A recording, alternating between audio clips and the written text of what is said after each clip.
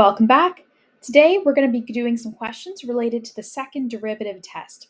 The second derivative test tells us if a function is concave up or concave down. Basically, if we find the second derivative and at a certain point that derivative, or that second derivative I should say, is greater than 0, that indicates our original function is concave up. And if it's negative, that indicates that our original function is concave down. So let's start with this example. First thing I need to do here is to find the second derivative, and to do that I have to find the first derivative. So we're going to do that, and we're just going to use the power rule to find those derivatives. So first I'm going to find the first derivative. That's going to be 3x squared minus 6x, and then my second derivative is going to be equal to 6x minus 6.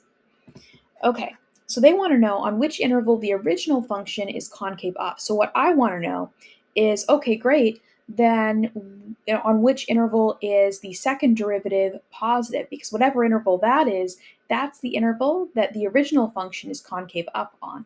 So I need to know, when is 6x minus 6 a positive number or greater than 0? So I'm going to solve this inequality and say that that means 6x must be greater than 6, and that means x must be greater than 1. So any interval where x is greater than 1 would be the answer here.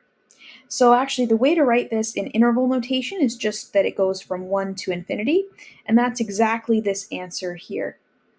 The other ones wouldn't be the answer because they include values where the function is not concave up, right? So for example, from negative infinity to 0, actually it's not concave up anywhere there. From 0 to 2, technically that would work from 1 to 2, but from 0 to 1, we're concave down, so that isn't going to work.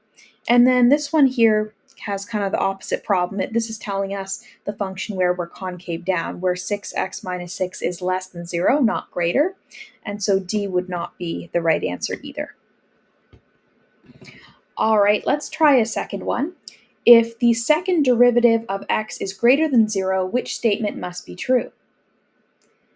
Well, the thing is, if the second derivative is greater than 0, that means that it is concave up, right? So it must be concave up. Now, that's not one of the statements, though. So that is something we know. We know that f is concave up from a to b. Let's see what other statements they have here. They say that f is increasing from a to b. Well, the thing is, it's very possible for f to be concave up, but not always increasing, right? So let's say this is a and this is b, for example, and it's something like this. Well, this is concave up the entire time, but it's not always increasing. So f always increasing is not necessarily true. Okay, now what about the derivative? Is it true that the derivative would always be increasing from a to b? So this one is the answer. It's B, right? Because consider the fact that the derivative of something being positive tells us that the original function is increasing, right? And so therefore, because we know that the second derivative of f of x is greater than 0, that means that the one before that, right, that the first derivative, only one derivative after, is increasing. It's going upwards. It has because what we're saying is it would have a positive slope. And so B would be the answer. Then the next one says that f has a local maximum in a comma b. And the thing is, if it's concave up, it actually couldn't have a local maximum, right? It perhaps has a local minimum potentially, but not a local maximum.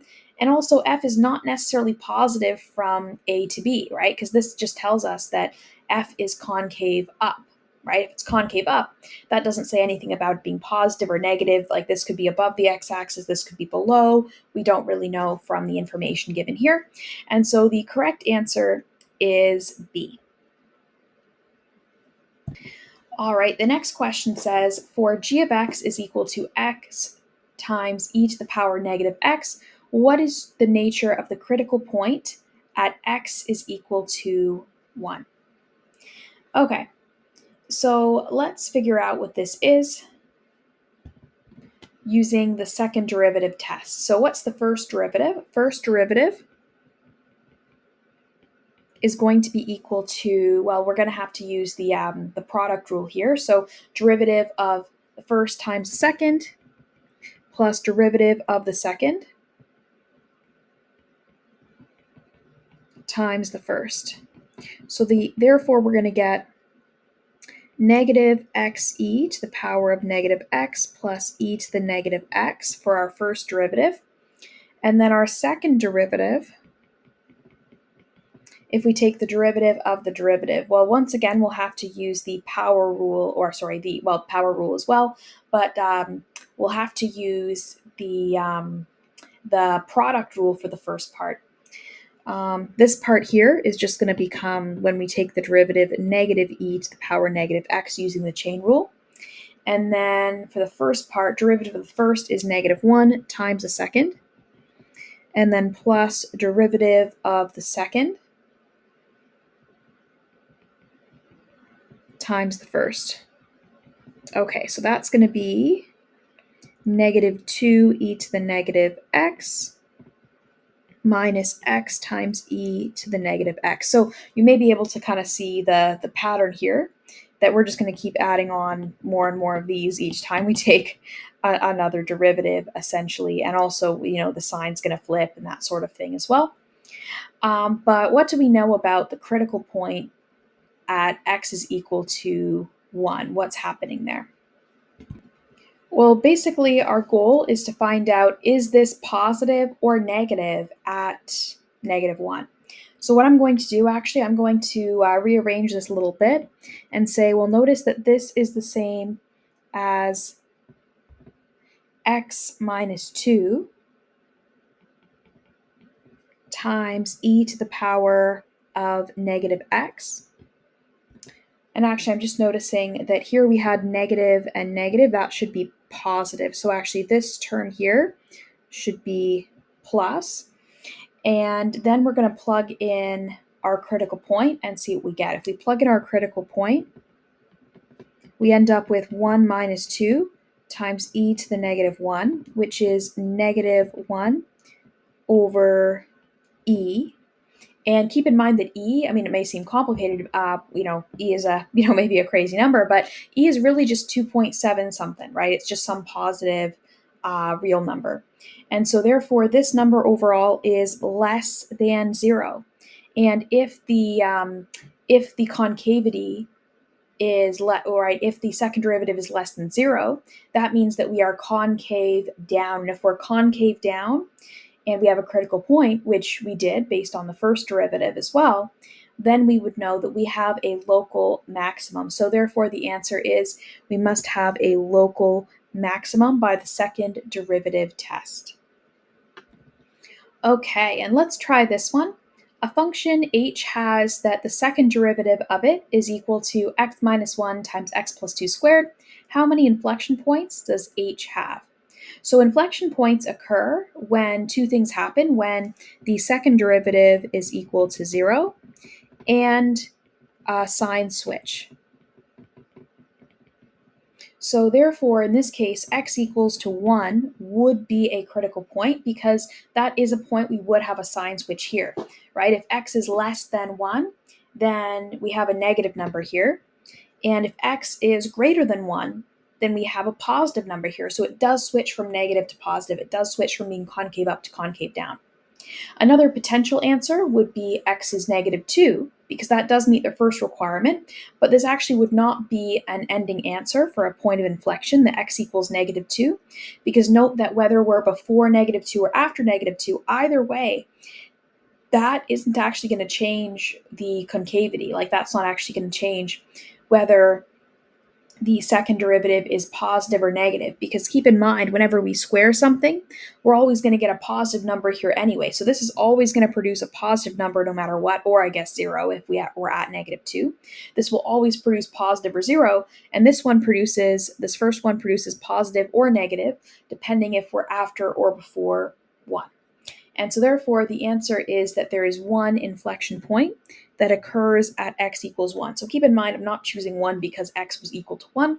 I'm choosing 1 because x equals 1 is one x value, the one x value for which the the sign of the second derivative actually would change, right? The time we actually get a sign switch. Whereas for x is -2, we actually don't get a sign switch, whether we're before -2 or after -2. That doesn't actually change the sign at all. It's going to stay what it was before. All right, the next one asks which function has exactly one inflection point and no local extrema. So no local min, no local max, just one inflection point. So based on what these look like, I mean, I would say you might already know potentially that the answer is going to be x cubed. But I also do want to explain why that's the case using our calculus methods. The thing is, the first derivative of that would be 3x squared, and the second derivative of that is going to be 6x. And so this does have exactly one inflection point, which is 0. Notice that if we have a number, if x is less than 0, then 6x is less than 0. And if x is greater than 0, then 6x is also greater than 0. And so we do have that one inflection point. But there's no local extrema, right? Because that's the only critical value, x being equal to 0, and it's neither a minimum nor a maximum. This function is always increasing. And so that's how we can tell based on that. Now, the other functions, if we think about just kind of what they would look like, x to the power 4, x to the power 4 would be similar to a parabola, but it would be a parabola that goes up by, taking the numbers and putting them to the power of 4 instead of squared, right? So it would be a parabola looking, it would be something that kind of looks like a parabola, but actually goes up faster than a parabola. And so that would have a local extrema, that would have a local min.